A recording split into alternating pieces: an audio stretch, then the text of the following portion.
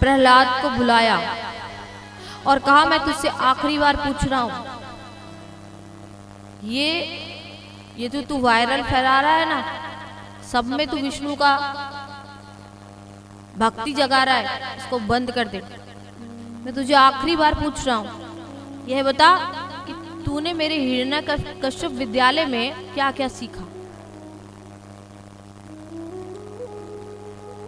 तो प्रहलाद जी ने कहा, मैंने नवदा भक्ति। अब गुरुजी तो बेचारे डरने लगे, कहीं ये प्रहलाद कुछ और ना बोल दे। तो प्रहलाद जी ने बोला, गुरुजी, पिताजी अच्छा वाला पाठ सुनना चाहते हैं तो मैं अच्छा ही पाठ सुनाऊंगा। अब तो प्रहलाद जी कहने लगे, श्रवणम कीर्तनम विष्णु सिमरन पाद सेवनम, नवदा भक्ति का वर्णन करने लगे। अब तो हिरण्यकश्यप और क्रोधित हो गया, बोला, अब तो मैं इसको जान से ही मार दूंगा। उठाया प्रहलाद जी को, फेंकने लगे और कहा, इस खंबे को गर्म करो और इस खंबे से इसको चिपका दो। प्रहलाद जी ने देखा कि वो जो खंबा है, उस खंबे पे एक चींटी चल रही थी। प्रहलाद जी ने देखा कि जब ये चींटी नहीं मर सकती है तो मैं कैसे मरूंगा।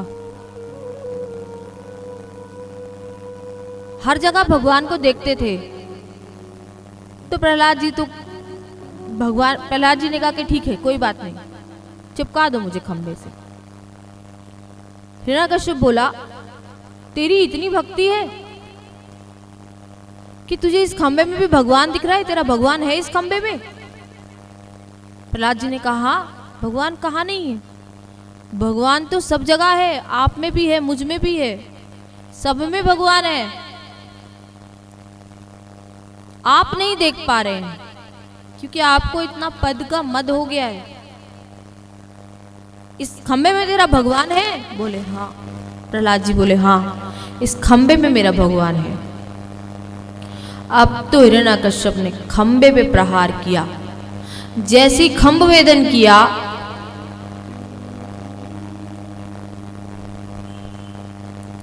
भगवान नरसिंह का अवतार लेकर प्रकट हो गए। बोलिए नरसिंह भगवान की जय। आंखें ऐसे जल रही हैं जैसे सूर्यों के तेज से, नेत्र बड़े बड़े, सिंघा के समान मुख है, लपलपाती हुई जीभ है भगवान की, और नख इतने बड़े बड़े हैं। और भगवान ने पकड़ा हिरण्यकश्यप को और अपनी जगह पर लिटा लिया और लिटा के बीच में से नखों से चीर दिया भगवान ने। इतने क्रोधित हो गए। यहां भगवान ये दिखाना चाहते हैं कि सबका अपराध कर दो, मैं सहन कर लूंगा, पर मेरे भक्त का अपराध मैं सहन नहीं कर सकता।